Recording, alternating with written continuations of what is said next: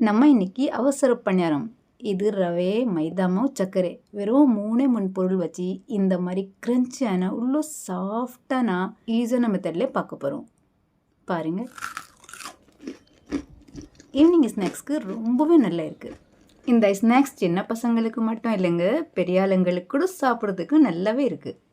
முதல்ல மாவு ரெடி பண்ணிக்கலாம். உங்கள் வீட்டில் கப் இருந்தால் அதே கப்பில் எல்லா மெஜரிங் வச்சுக்கணும். 1 கப் செல்லச்சி மைதா மாவு, அதே கப்லே 3/4 கப் ரவை. இது அதே கப்லே 3/4 கப்புக்கு கொஞ்சமாக அதிகமாக சர்க்கரை. இனிப்பு சரியாக வந்துடும். கொஞ்சமாக உப்பு. இது பாருங்கள், ஏலக்காய் தூள். நம்ம பணியாரம்லே வாசனை சூப்பராக இருக்கணும். இது பாருங்கள், சின்ன கப்லே மெஜரிங் இல்லைங்க, உங்களுக்கு பிடிச்ச மாதிரி நீங்கள் காஞ்ச தேங்காய் கிரேட் பண்ணி சேர்த்துக்கலாம். சின்ன ஸ்பூன்லே 3/4 டேபிள் ஸ்பூன் சோடா மாவு போதுங்க. இப்போது நல்லா மிக்ஸ் பண்ணிக்கலாம். நம்ம சோடா மாவு எக்ஸ்ட்ரா சேர்த்தனா பணியாரம் டேஸ்ட்டு கொஞ்சம் சேஞ்ச் ஆயிரும். பணியாரம்லே ஆயில் எக்ஸ்ட்ரா வந்துடும். அதுக்காக சோடா மாவு கொஞ்சம் கம்மியாகவே சேர்த்துக்கோங்க.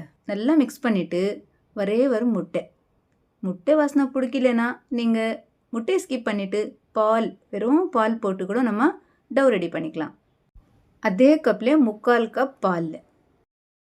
கொஞ்சம் பால் மெடு சேர்த்து நான் சேர்த்துருக்கேன், ஏன்னா பணியாரம் டேஸ்ட்டு வரணும்.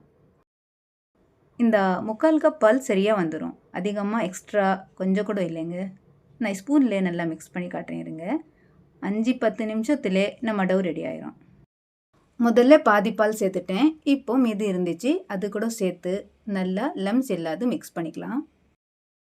இதில் லம்ஸ் வருது இல்லைங்க, நல்லா மிக்ஸ் பண்ணிவிட்டு ஆயில் சூடு பண்ணி ரெடியாக வச்சுக்கணும். இது அவசரம் பணியாரம், அதுக்கு தான் சொல்கிறது. நம்ம ரெஸ்ட்டுக்கு வைக்கிறது தேவையில்லைங்க. நம்ம ஃப்ரை பண்ணி சாப்பிட்டா அவ்வளோவே மேலே க்ரன்ச்னஸ்ஸு, உள்ளே சாஃப்ட்டு, சாப்பிட்றதுக்கு அந்த டேஸ்ட்டு வேறு லெவலில் இருக்குது. பாருங்கள், கொஞ்சம் நேரத்தில் நம்ம அவசரம் பணியாருக்கு டவ் ரெடியாக இருக்குது. அவ்வளோதாங்க. இப்போ வாங்க ஸ்பூனில் எடுத்து போடணும். வானலில் ஃப்ரை பண்ணால் ஒன்றுக்கு ஒன்று ஒட்டிடும். இந்த மாதிரி பேன் இருந்தால் எண்ணெய் போட்டு மீடியம் சூடாயிட்ட பிறகு மீடியம் ஃப்ளேம் வச்சு தான் நம்ம ஃப்ரை பண்ணி போகிறோம். பாருங்கள், ஸ்பூனில் போட்டோன்னா நம்ம ஷேப்பு போண்டா ஷேப் மாதிரி வரும். கொஞ்ச நேரம் விட்டு ஃப்ளிப் பண்ணி விடுங்க. லைட்டாக கோல்டன் கலர் வந்திருக்கு. உள்ளே நல்லா ஃப்ரை ஆகணும், அதுக்காக மீடியம் ஃப்ளேம் வைக்கணும். 1 கப் மைதா மாவு, 3/4 கப் சர்க்கரை, 3/4 கப் ரவைக்கு 25 பணியாரம் வந்துடும். பாருங்கள், இந்த மாதிரி லைட் கோல்டன் கலர் வந்தால் நம்ம ஆயிலேருந்து வெளியே எடுத்து கொஞ்ச நேரம் விட்டு நீங்கள் டேஸ்ட் பண்ணி பாருங்கள். நீங்கள் இனிப்பு எக்ஸ்ட்ரா பிடிச்சவங்க இருந்தால் இன்னும் கொஞ்சமாக எக்ஸ்ட்ரா சேர்த்துக்கலாம் சர்க்கரை. இதே இனிப்பு சரியாக இருந்துச்சு, பட் உங்களுக்கு பிடிச்ச மாதிரி நீங்கள் கொஞ்சம் எக்ஸ்ட்ரா சேர்த்துக்கலாம். அவ்வளோதாங்க. இந்த மாதிரி கலர் வந்தால் ஆயிலேருந்து வெளியே எடுத்துக்கணும். மேலே வெடுப்பு எப்படி சூப்பராக ஃப்ரை ஆகிட்டு இருக்கு பாருங்கள். 1 by 1 ஆயிலேருந்து வெளியே எடுத்துட்டு கொஞ்சம் கூல் ஆகிட்டு பிறகு டேஸ்ட் பண்ணி பாருங்கள். மேலே க்ரன்ச்சியாக உள்ளே சாஃப்டாக அவசரம் பணியாரம் ரெடியாக இருக்குது. இந்த அவசர பணியாரம் ரெடி பண்ணுறதுக்கு நம்ம வெளியே வாங்குறது பொருள் எதுவுமே தேவையில்லைங்க. நம்ம வீட்டில் இருக்க பொருள் வச்சு ஈஸியாக செய்யலாம். நான் டேஸ்ட் பண்ணி காட்டுறேன் பாருங்கள்.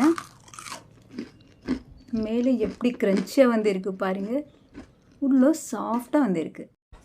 நீங்கள் பிக்னஸ் இருந்தால் கூட பரவாயில்லைங்க, ஈஸியாக இதே மெத்தட் வச்சு நீங்கள் ட்ரை பண்ணலாம். சாப்பிட்றதுக்கு அந்த டேஸ்ட்டு சூப்பராக இருக்கும். கண்டிப்பாக ட்ரை பண்ணி பாருங்கள்.